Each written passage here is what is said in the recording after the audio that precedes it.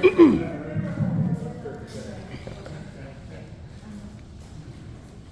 will, we're going to do a little different. This isn't really so much about the war, as it's about something that happened during the war. And the story, the first time I ever heard about this, Barbara Baldwin, who used to be in the Historic Society, Barbara's no longer with us. Man, anybody know Barbara? Anybody? Her husband was Charlie.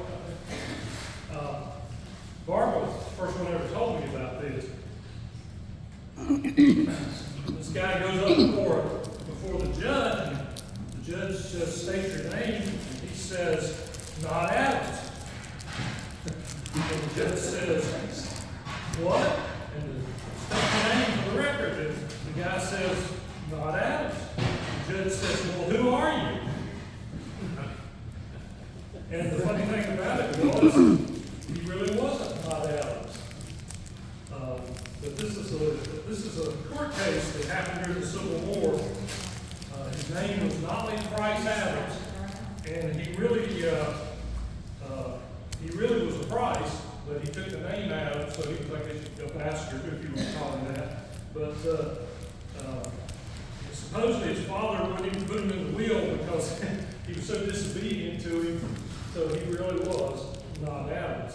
And this is a picture of him. This is the book I wrote. This is, we were talking, this is the second strangest human being I've ever written a book about. The strangest human being I ever wrote a book out was a guy named Reed Fulton, who owned the Graham Mansion up in Witt County. That was the weirdest dude I've ever written a book about. Well, there's one of the Beatles coming in here. Is that you on Abbey Road? Yeah. I won't tell him. She posted this hilarious picture of her and her sisters as they're walking across the crosswalk in front of the Patrick County Courthouse, like the cover of the Beatles' Abbey Road album. And each sister's dressed as a Beatle. And I don't know, I thought it was funny. I thought that was hilarious. Francis Radford, one of my buddy Greg's brother, was in this picture. And anyway, don't get me off of the Beatles. We'll be here all day. Now, the Civil War encampment is this weekend in Iraq at Jim Searchborough Place, and there is a rumor that Taylor Swift will be there. I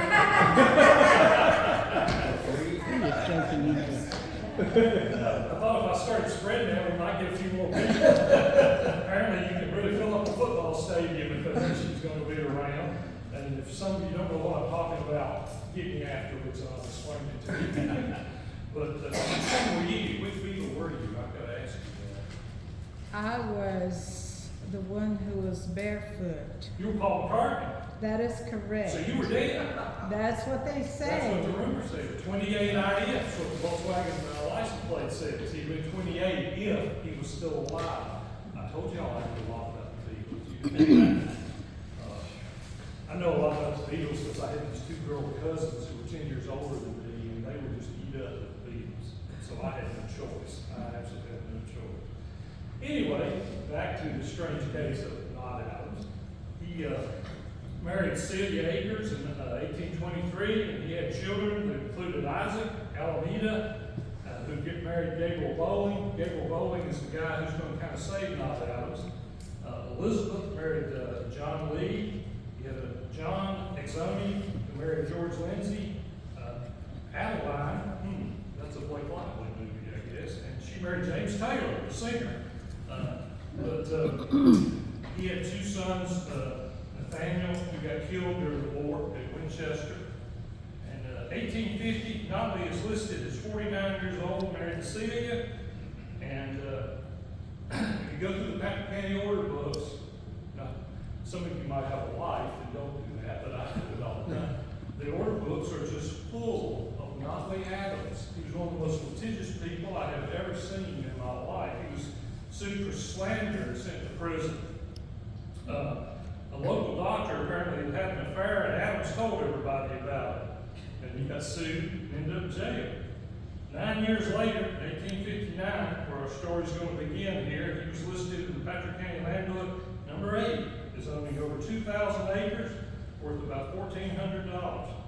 Including that was 400 acres in the Rock Castle Gorge, and almost 500 up on Tuttle's Gap, and 108 acres near Meadows Dam, along and about along the Smith River. So old Notley, he had some money, he did some things. About the same time, there was another guy named Jefferson Lawson. Jefferson Lawson owned 200 acres in 1859. His brother Madison was worth about $100 on 150 acres. And that's where we're going to start our story. And how I found out about this after Barbara Ball was, and I find this still shocking to believe, on September the 11th, 2001, I was in the Library of Virginia, and I didn't know the attacks had happened until almost after lunch, because when I go into the Library of Virginia there on Broad Street, it's one of the greatest libraries to do research there is. I was totally lost in what I was doing. And I came up to the desk and I heard the ladies there at the desk talking about the attacks. And that's how I found out about 9/11. Well, that same day, I was just going through the index on the line in the Library of Virginia, and just for fun, I typed in Patrick County, Virginia. And up popped this strange case of Not Adams. And it says, this was in the papers of the governor of Virginia, John Letcher, that Notley Price Adams had applied for a pardon from the governor. And this is what it said. It said, an important function of the governor was issuing reprieves and pardons, and this was copies of court cases and clippings and petitions and all sorts of supplemental information. And the pardon papers were filed separately in a chronological series. One significant pardon involved the case of Notley P. Adams of Patrick County, who was charged with arson. And I won't give away what happened, but that's what I found. I said, well, I'd like to see all of this Notley P. Adams stuff. So I asked the lady in Special Collections to bring me the strange case of Not Adams. A few minutes later, this lady comes out and she has 500 pieces of paper on the cart. It was a stack about this high, all about Notley Adams in the Library of Virginia. Now, you don't realize that I bet Robert E. Lee hasn't got 500 pages in the Library of Virginia. Thomas Jefferson might not have that much in the Library of Virginia, but Notley Adams does. Notley Adams does. And the thing's great about this place is you can park for free underneath. So if you ever want to do research there, it's a great place to do research, and it's free parking. Free parking. Right there on Broad Street, about 2 blocks from the Capitol. Well, in 1859, if you read through the Patrick County books, you'll find all sorts of information about Notley Price Adams. He lived about 6 miles from Jefferson and Madison Lawson, about 13 miles from Taylorsville, which we would call Stewart today. And most of in my research on the Civil War, Patrick County doesn't call it Taylorsville. They call it Patrick Courthouse. Almost everything you see that I've seen is Patrick Courthouse. It won't become Stewart until 1884. But Taylor was a Revolutionary War hero, and that's why it's named that. As I said, Not Adams apparently was not in a good frame of mind for most of his life, and apparently one of the people that he didn't like very much were the Lawson brothers, because he's accused of burning down the house of Jefferson T. Lawson, and that's a Dane. I always think it's funny, Patrick County, we're into biblical names, you know, you pay attention. We're the Meadows of Dan. I guess Dan is the tribe of Israel. Mary and I live in Ararat, where Noah's Ark landed. So we've got all kinds of biblical names in Patrick County. So what happened is Notley Adams is accused of burning down the house of Jefferson T. Lawson. And for some strange reason, this thing becomes a cause célèbre in Patrick County. And what I mean by that is they deposed, it seems like, everybody in the county. That's why there was a stack of 500 pages about this case, because they deposed literally everybody who was anybody in Patrick County. And this starts in 1859 and is going to go through the entire American Civil War. It started on April the 29th, 1859. John Brown hasn't tried to take Harper's Ferry yet. And Anna Connor, who lived on the Connor Spur Road, some of you might know about that, said it started to rain, and about 8 or 9 o'clock, she saw Notley Price Adams walking up the road. About that same time, a dwelling house worth $100 that wasn't quite finished yet, belonging to Jefferson Turner Lawson, caught on fire and burned to the ground. Nobody apparently was living in it, but it's still caught on fire. Immediately, everyone suspected that it was not Adams who had done this. The reason is he had been heard over talking about how he was going to get even with the Lawson brothers, that he apparently even offered to pay a guy $10 to wreak some harm on the Lawson brothers. And this just went on and on and on. And they ended up deposing almost everybody in Patrick County. And the way they said it was him was they said that there was a weird horseshoe track near where the house burned down, and they just knew that it was not the Adams horse.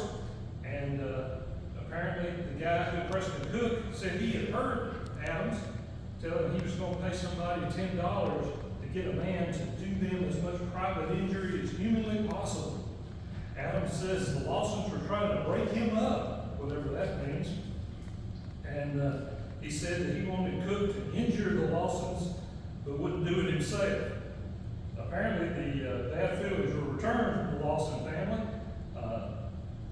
Jefferson Lawson's father, Williams, told somebody that he hated Notley Adams, and that Adams had gone to jail many times with no bail, and apparently he was really good at escaping the Patrick County jail.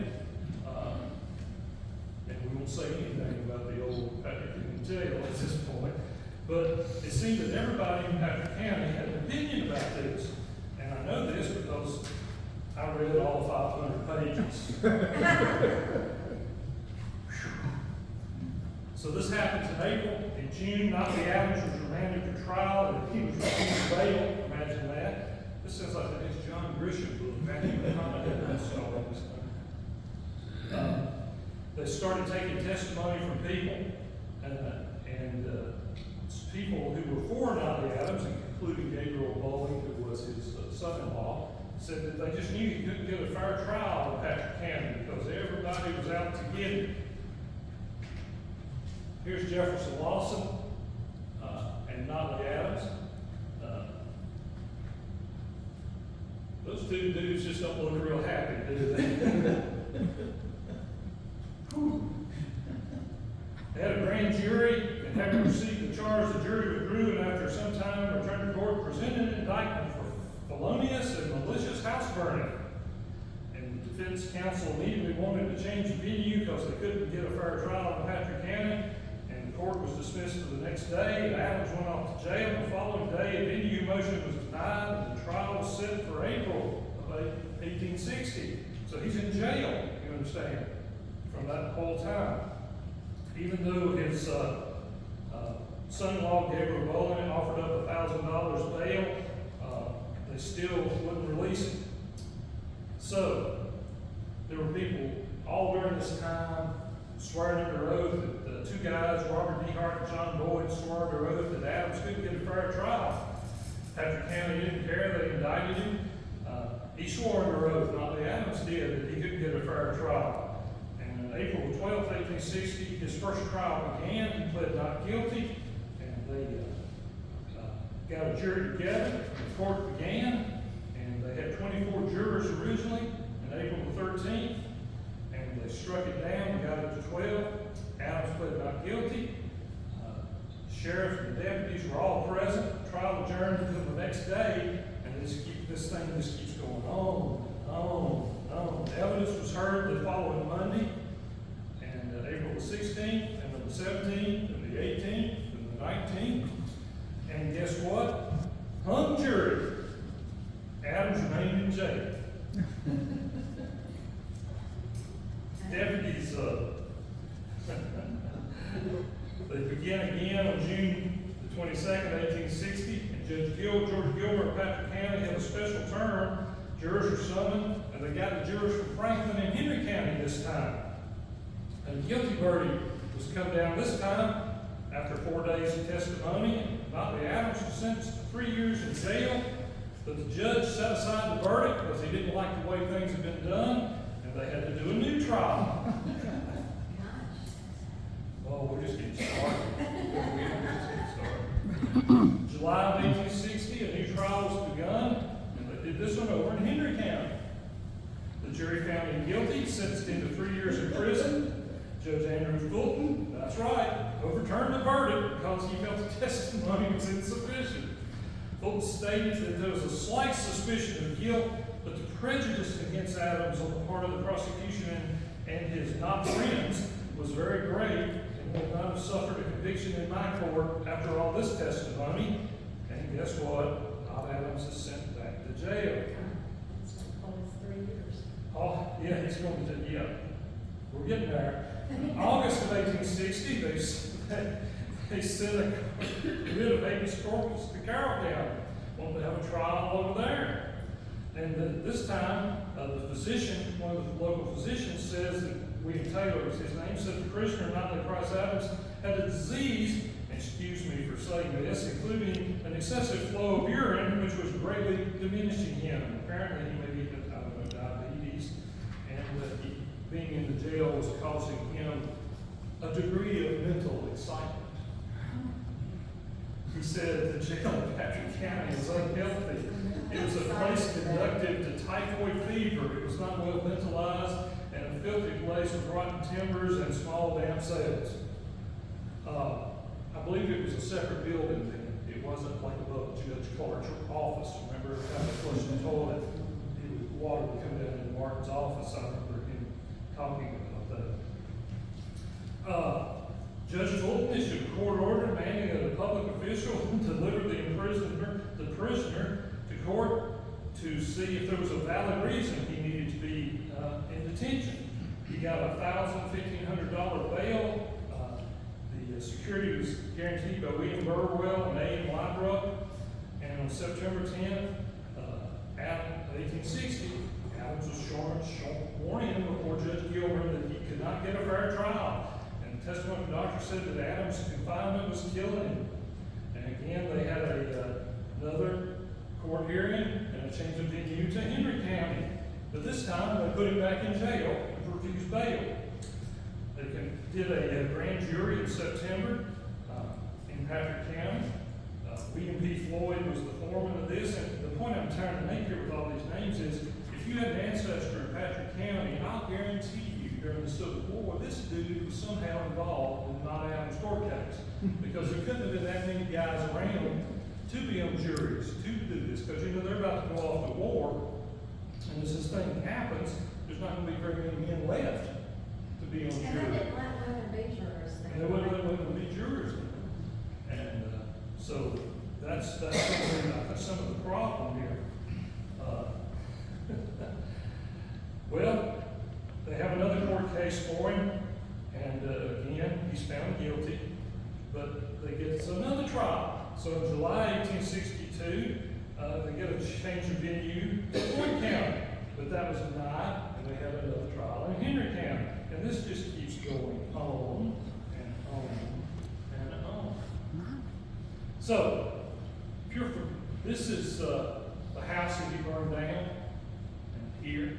And if you're familiar with Meadows Dam, I'm going to show you where I think this all happened. Lawson's all lived in this neighborhood, like there's Madison's house right there. And the Langhorns live right over here. This, of course, is Lady Astor's cradle. You know about her family was up there.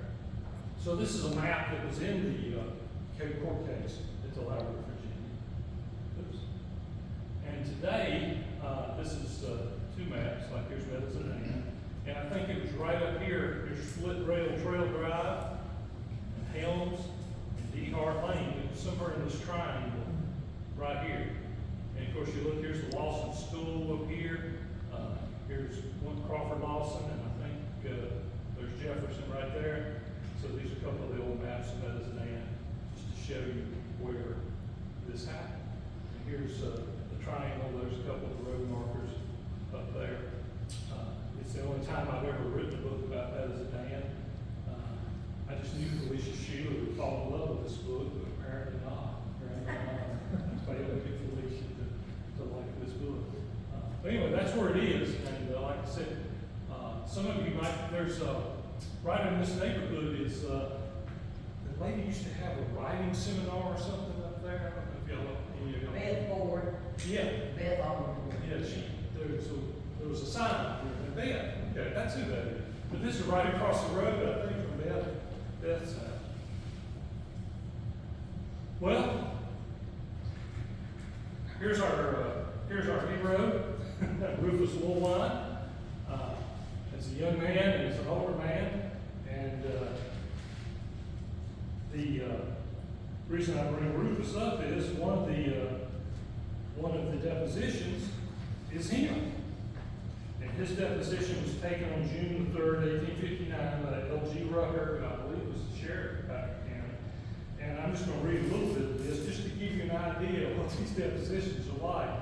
And remember, I read 500 pages of this. So the house is burned down. They're a day or so later, and Rufus Woolwine and a bunch of men have come up to Medicine Dam to explore and see what's going on.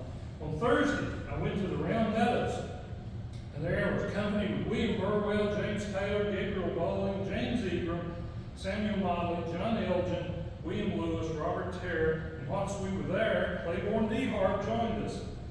The horseshoe they showed me looked like the shoe that came off the right forefront of William Burwell's horse. We've been applying this shoe to tracks near the crab orchard apple bush. John C. Dehart showed us a track, and I was standing by and filled with tracks as we could expect, and it turned over a root near a stump in the crab apple bush, and I noticed no other tracks that corresponded with the shoe of Mr. Burwell, and we applied that this one must have been headed toward Kendrick Spur. Now, the point being here is, all they got on Motley Adams is they think he had a weird horseshoe. No one can identify him.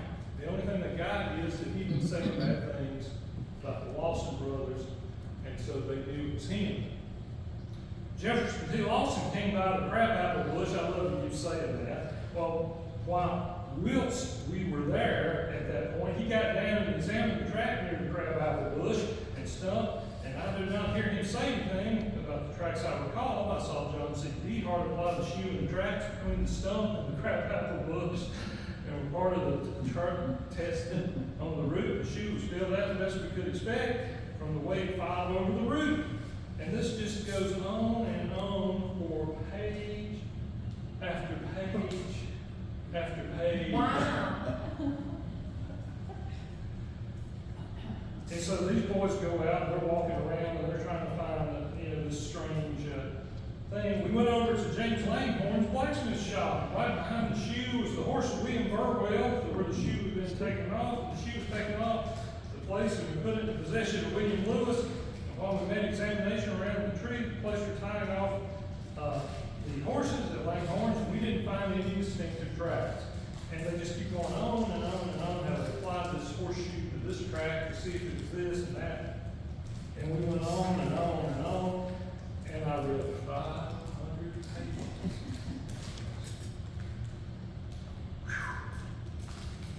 The side of the road near the corner of the fence, I saw an impression of a track that appeared that it was not shod, or it was shoddily shod. His words, not mine. It was shoddily shod. The thing that happened, though, between when the house burned down and when they start looking, it snowed. Ooh. So they can't really see the tracks anymore because it has snowed. And Rufus goes on, I saw another track along the blind path. Now we've got a blind path in this thing. And it was a great deal fresher than the one we measured and applied the shoes to. It didn't appear to have any snow or rain on it. And it appeared someone who rode on the outside of the path. And James Egram and John Elgin had measures that I suppose would be the same measure. Now they're measuring the horseshoes. I saw them take off the Kingsman's horseshoe at Bowling's Mill. I saw a track at a stump, and now they're just looking for anything at all. And he uses words, I love this. He says, betwixt the road crossing at R.T. Sheeler's and the forks of the road near the new schoolhouse, if you remember the map, the Lawson Schoolhouse, we were shown another track by John Elgin, and they just keep going on and on, betwixt and whilst and oh, good gracious applied. And anyway, you get my point. You get my point. So this is the case against Motley Adams. And these men all were in these posses, and there was, I can't imagine how many there must have been. I can count at least a dozen to 15 at some point. Well, if there's a dozen to 15, imagine what the crime scene degradation would have been after all them horses have ridden through the place. And this just went on and on and on. That's Rufus's deposition. Now, I don't know if y'all heard about this, but there's this little thing called the Civil War erupts during the middle of all of this. Naughton's in jail, and as he's making his way through multiple court cases, Jefferson T. Lawson is going to go off to fight in the 50th Virginia, Company K of the 50th Virginia Infantry. They had mustered in at Patrick County Courthouse on July the 6th, 1861. And Rufus, of course, is going to go into Captain David Lee Ross's 51st Virginia, Company D. And Rufus is going to become a very important officer, leave a diary of his experiences in the war, and so forth and so on. He never mentions Notley Adams, so I just knew there'd be something in there about Notley Adams, but there wasn't. And so this is David Lee Ross right here. His house is still over there in Englandsville, and you know about him. He's Paul Ross's, Pat Ross, if you ever been to the Bassett Historic Center, that's Paul's, I think, ancestor. And of course, Rufus and the reunion, one of the reunions they have after the war. So these guys go off to fight the war. Notley D. Adams is going to continue to have court cases. Here's a couple more for you. In July 1862, Notley broke out of jail. Apparently this isn't the first time he's broke out of jail. He had just had his verdict set aside. Again, the judge had felt the evidence did not justify, and they're going to try to have a new trial. In April of 1863, the case continued in Henry County, and he was set a bail of $5,000, and they're going to have another case. The jury is going to sit, and on September the 3rd, 1863, the fourth trial resulted in Notley being convicted again for felonious house burning. And since he was so good at breaking out of jail, they asked that maybe they should send Notley up to Richmond and put him in the big house. And they do. Notley is sent off to the penitentiary in Richmond on September the 5th, 1863. The sheriff being, quote, apprehensive that the prisoner might escape after his third or fourth escape from Patrick County's jail. Wait. This is John Letcher.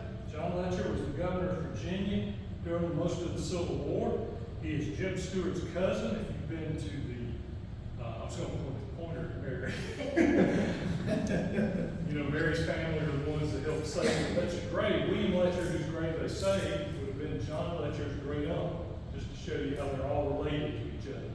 So Jim Stewart and John Letcher are cousins. They know they are cousins. Letcher had been to Randolph-Macon, where he graduated the year Jeb Stewart was born. He had studied law, had been to Virginia Constitutional Conventions. He'd been in the House of Representatives. And in 1859, he was elected governor. And when Abraham Lincoln sent a request for troops to put down the rebellion, John Letcher basically told Abraham Lincoln to stick it where the sun don't shine. We're not sending any men to fight against our fellow Southerners. He, interestingly, had failed to get into Confederate Congress. Well, on October the 6th, 1863, Judge Fulton from down here wrote to Governor Letcher stating about this case and said the stress of bail and bad health, and they were kind of suspicious that Notley really wasn't guilty and believed that Adams needed to be considered by the governor for a pardon. On October the 8th, 1863, William Burwell wrote to the Governor Letcher stating that Adams told me that on his way home the evening the house was burned, he saw several persons engaged about domestic concerns, and what particular acts they were engaged in. For instance, he saw one of them from a distance of the road burning a log, and there were two women with him, and he hollered to them, and I sent for this man. He confirmed the fact, and another passing the house to the stable turned the fodder on his head, and Adams here's your wife asking why he was home so late, and you know, this is Adams telling stories. Well, November, Burwell again wrote to the governor asking for Adams' release, stating that he felt like the sheriff, the deputies, the Commonwealth attorney, and and the clerk were all avowed and notorious enemies of not Adams, and implied that they conspired against him. And Burwell stated that the charge ought to not be sustained and Adams should be released. In other words, the clique and Stewart was out to get him. Adams stated that he and several persons engaged in domestic concerns. As I said, someone was burning logs, and they keep telling the governor this. 4 days later, on November the 10th, 1863, W.A. Patterson, who was the surgeon of the Virginia Penitentiary, wrote to the governor saying that Adams was in the greatest mental disquietude. I don't know if that's a word, but that's what he said. He was suffering from mental agony and weeps at once and kindly spoken to. And he's not at all a lunatic, in my opinion, but was suffering greatly from his incarceration. William Burwell indicated that Adams was suffering from depression and he was just nearly insane. I ask you in the name of justice that he be relieved as early as possible. Again stating that the sheriff, the deputies, the Commonwealth attorney, everyone were his enemies, and that he knew they tried to exert some influence over his destiny and trial. He is a persecuted man. And his prayers when he cries, "Deliver me from my enemies, or I shall perish." 4 days later, John Penn, who was going to end up being in the 42nd Virginia Infantry and founder of Virginia Tech. By the way, a miracle happened this weekend. Did y'all see it? Yeah, they won. Virginia Tech won a football game. It's a miracle. Anyway, John Penn wrote about this, and apparently a firestorm was set off in Patrick County. Does this sound vaguely familiar to any of them? People started doing petitions, and the petitions were either for and against Notley Adams. There were 80 people in Henry County who signed a petition for pardon for Notley Adams. 50 people from Danville petitioned the governor to pardon Notley Adams. Other petitions said he couldn't get a fair trial. Apparently, John Letcher received a petition that had as many as 400 signatures asking for pardon for Notley Adams. Patrick County continued to send in petition after petition, and the governor was just besieged by these things. They too were in the 500 pages of things that I read. So, on December the 23rd, 1863, no doubt feeling a little of the Christmas spirit, John Letcher released this. In the year 1859, Notley P. Adams was charged with intentionally setting fire to a dwelling house and was arrested and regularly indicted in the Circuit Court of Patrick County. This is the most remarkable case that is presented to me for consideration. The party was twice admitted to jail by Judge Fulton after a full and patient hearing and testimony, entirely sufficient to warrant conviction. The case was tried and the jury failed to agree. The trial was held before Judge Gilmer. It was again tried before Judge Fulkerson. The jury found the prisoner guilty and ascertained the terms of his imprisonment at 3 years in the penitentiary. The judge set aside this verdict on the grounds that it was not justified by the evidence. And he goes on and on and on. The governor does. The evidence in this case is circumstantial, and I am satisfied from the conflicting testimony that there is a great room for doubt as to his guilt, and I cannot fail to think clearly manifest to anyone who examined the papers on file in support of the application of pardon that passion and prejudice have controlled the public sentiment in the country, and this immense justice, I think, demanded that the venue should have been changed. Notley Adams has been, and this is the understatement of the century, a most litigious man, generally successful in his controversies, and therefore rendered himself, if not absolutely odious, to the best highly unpopular. He has a large and interesting, and as I understand, respectable family, and he is upwards of 60 years old and quite infirm. Under a full review, therefore, of all the circumstances, I direct his discharge, and he is given a full pardon. Now, the Civil War is going on while all this is happening. Notley P. Adams is not done yet, though. He continues in his quest to be the star of the Patrick County Order books. On 3 consecutive Februaries, in February 1865, '66, and '67. He again has been in prison, and what does he do? He escapes from the Patrick County Jail on all 3 occasions. The order book again is full, not Adams. Order book 10 tells of the case of Green and Samuel Harris in 1869 and again in 1871. Order book 11 has 9 different mentions of Motley P. Adams. He's got everything from fines for contempt, charges for stealing Green Connor's horse, for $100 worth of goods. He challenged James E. Vi to a duel after a grand jury indictment of assault and battery. He sued Rufus Turner's estate, and in January 1869, he sued against changes to the road in front of his house. In 1870, his wife Celia apparently is living with another man, Isaac Hutchins, and Motley is listed at 68 years old, worth $5,000, and living in the Smith River District. 12 years later, on November 15, 1882, in the custody of the sheriff of Patrick County, Motley P. Adams died. And it was described that the reason for his death was a deranged mind. Ladies and gentlemen, that is the strange case of Motley P. Adams. Anybody got any questions about anything? Yes, ma'am.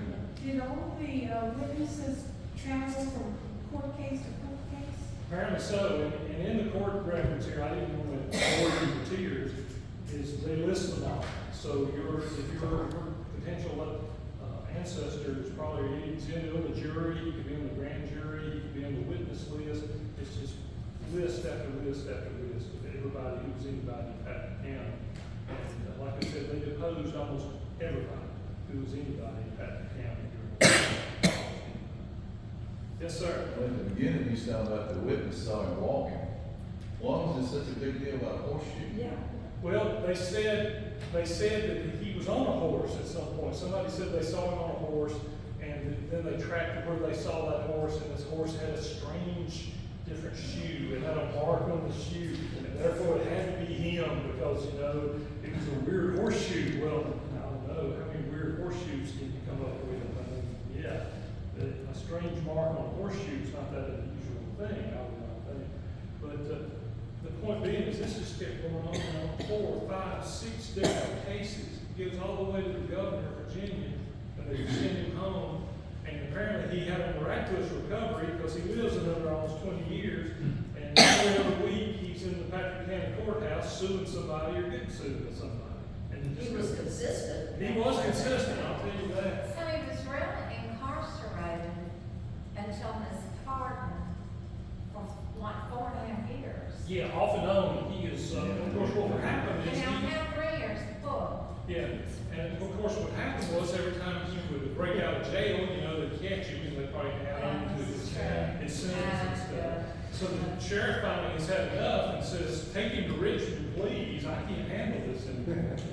And, you know, the Patrick County Jail, you could write a book on the Patrick County Jail. I mean, you know, it's not until fairly recently we got a new jail in Patrick County. And, you know, then they moved it, I guess, after the Civil War, they put it up in the courthouse. So Martin could have water running down the sides of his wall. And now we got a new jail over in Patrick County. But anyway, this is just something a little different, a little off the beaten path. You know, we've been talking about battles and wars and building pontoon bridges out of tables and stuff. And I just thought this would be something a little different. Next week, we're going to talk about the soldiers from Patrick County who fought in the war and tell you some of their stories. The following week, we're going to be fair and balanced. We're going to talk about the Yankees when Stoneman's raid comes to Patrick County.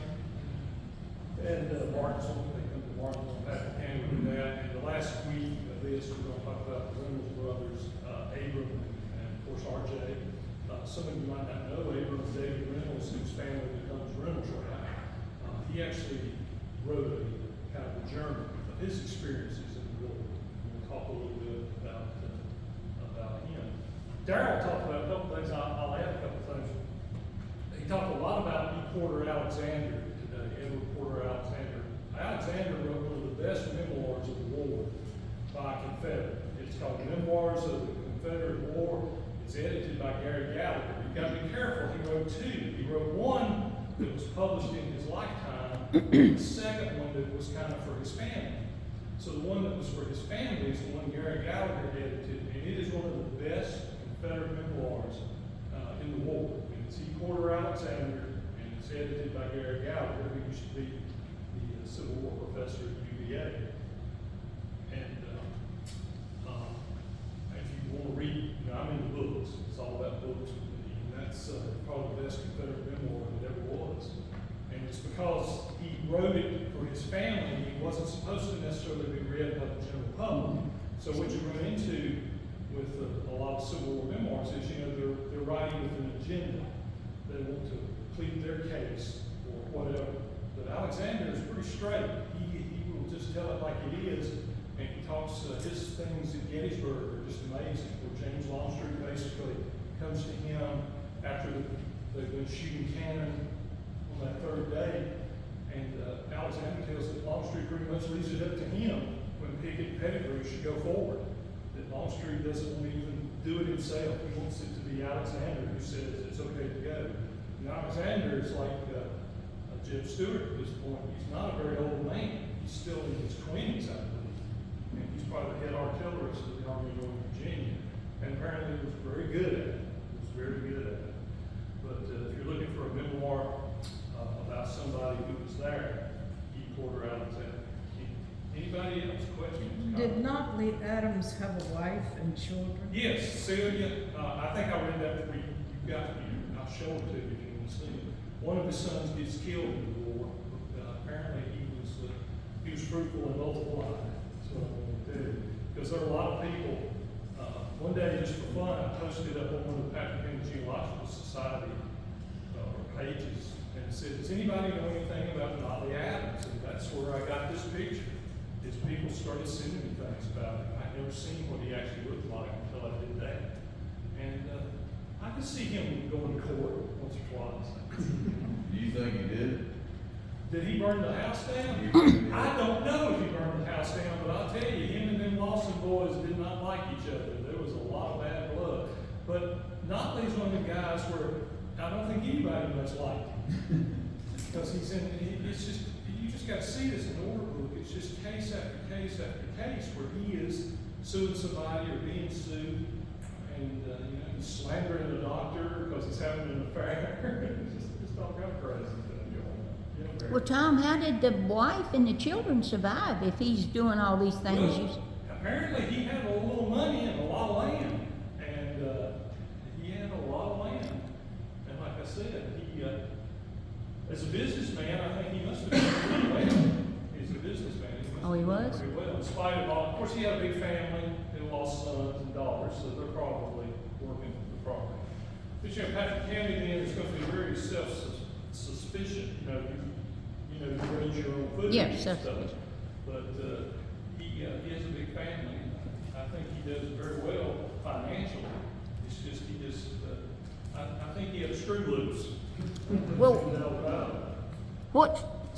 what started them not liking each other? Was it Lawson's and? I don't know exactly what caused that initially. But I have a feeling there was a lawsuit involved. Not a woman? I thought he was going to say it. Not a woman. You have a lot of fun with the knot now. The thing's funny is he really was not Adams. He was Price. He was really Price, but he was not Adams. But, Well, at least he wasn't paranoid. No, they really were out to get him. My joke, the joke I say, there was a Click and Stewart out to get Notley Adams. Growing up, and I don't mean to offend anybody, but I want to say it anyway, I thought that damn Bunch and Stewart was all one word until I was about 20. I'm sure Was that Joanne Steve? If you grew up with the guys I grew up with, and I won't name names, but let's just say that one of my buddies got a ticket for reckless driving or speeding. If you went by and saw his mother a few days later, well, my boy didn't do that. There's no way he was doing that. His car won't go that fast. It's just that damn Bunch of Stewart out to get my boys. This would just go on and on and on. And I'm not talking about your nephew, my good and close personal friend, Greg Radford. I'm not talking about Greg. And since this is on video, I won't tell any Greg Radford stories, but if y'all ever like to have a program, we could probably do one. The best one about Greg I always loved was he had this 56 Chevrolet. Remember he had that 56 Chevrolet and he was going into the Air Force. Greg was going to go to the Air Force. Well, he was getting the interior done in his car. And he didn't have any interior, so Greg's riding around sitting on a beach crate in his car. Well, he guns that thing one day at some intersection, and next thing you know, Greg's at the back of the car, and the car's going down the road on its own line, and all he's, between him and the beach crate is the steering wheel. But that's growing up in Arabic. Anybody else? Anything Civil War related? Was there any evidence that he was an educated man, or he was? I don't think so. I didn't see anything that he was educated. I think he had just done well. He owned a lot of land. He owned an extreme amount of land, thousands of acres. And I think he probably farmed it, and he probably did pretty well with that. But I didn't see any evidence that he was educated. But I never will forget that day, because it was 2001, and it was September 11th, and I was in the library, and I didn't know about the attacks until almost into the mid-afternoon, because I was so absorbed with Todd Adams in the Special Collections Department. Yes, ma'am. Did he have an attorney? Yes, I think Gabriel Bowling, his son-in-law, was his attorney, and that's the reason that he went to the governor. He went to the governor, wrote to the governor, and had other people write to the governor. Of course, what I didn't find was, there were probably letters to the governor saying, "Don't pardon him," but they didn't seem to show all this paperwork. But I mean, they brought me a stack of paper that was that high. Now today, you can all tonight, and I know you want to do this, go to the Library of Virginia, and you can read the digitized versions of the strange case of Todd Adams, because they have scanned them all. You literally can read every bit of this stuff. I couldn't have that luxury. I had to sit there and actually read back in 2000. Handwriting. And the handwriting. Most of it, though, was done by the clerk of court, who had really good handwriting. It wasn't by the individual people. It was the clerk. They were deposed, so they're writing it down as the deposition is going on. Yes, sir. And John Letcher, that was the governor. Now, when the Civil War was over, did the North govern through the governors that they had? Well, Letcher in Virginia, you could only be a one-term governor, so he was already out. He was out. By the time the war ended, not to get who the governor was at the end of the war. Letcher was from like 1859 to 1863. He was the governor of Virginia. But he was, like I said, his family was very connected. A lot of them went to Kentucky, became the governor of Kentucky with Robert Letcher. William Letcher, who's buried at the birthplace, like I said, I think was his great uncle. And so they were very well connected. These families were pretty small, and they politically, they helped each other. I think there's a lot of that going on. Anybody? All right. Yes, sir. I noticed early on in the slides, one of the, a newspaper article had Naughty instead of Notley. Yeah. A lot of different spellings. Yeah. A lot of different spellings. And the thing that's great now is, you can go up and there's newspapers.com, and you can go up there and you can type in Notley Adams, and it's indexed really well to bring back all of these things. Imagine what happens when I go up there and type in Jeb Stewart. Just imagine now they digitize all this stuff. Whereas you used to have to go to libraries, now you can just sit at home and do most of it on your couch. You really can. The Library of Virginia has digitized like all the Confederate disability records, all the pension records. I think all the Confederate war records, to say where the guys are, that's all digitized in the Library of Virginia. And they came to Patton County here just recently and scanned a bunch of stuff in the clerk's office. I don't know if any of y'all saw that in the paper. There was an article about it in the paper. So you can go to the Library of Virginia and do almost all this research from home. Whereas 20 years ago, I had to go to Richmond and irritate my friend Dan Williams and go to the library and everything. Free parking still. Yes, sir. With these digitizing, do they transcribe it, or do you have to read the handwriting? You have to read the handbook. sometimes you'll run into things where they will, like letters of important people, sometimes they will have them transcribed. But most of this stuff obviously was just the original document scanned in. And you have to do it yourself. It just depends on, who it is. Almost everything that they've scanned is the original document, which if you're a historian, that's what you want. You want the original document. Sure. You don't necessarily want to trust somebody else to Or scan it quickly to see what you want to spend time with it. Pierpont, that was the governor after lecture. Oh, I was afraid you'd ask me that. I don't know off the top of my head. I don't No, know. Pierpont. Pierpont, okay. Oh, yeah. Oh, yeah. Not for long, I don't think you will. No, never mind, but he was. But Virginia has had some very interesting governors. Some of them from Patrick County. Anybody else you want? Any discussion on Abbey Road or your favorite field song? That just tickled me to death. I just can't tell you how funny I thought that was over before y'all were out the crosswalk doing the Abbey Road photo shoot. All right, well, I thank y'all for your attention. Next week, I'm gonna talk about the soldiers of Patrick County. So War did it Gene start thing back at there. one? Okay, you've heard that voice, Did he that's all. start How many at times one? we're only in this meeting? Yeah. So it's on Gene the- cries every time I do it, so it brings me down. I guess this finished.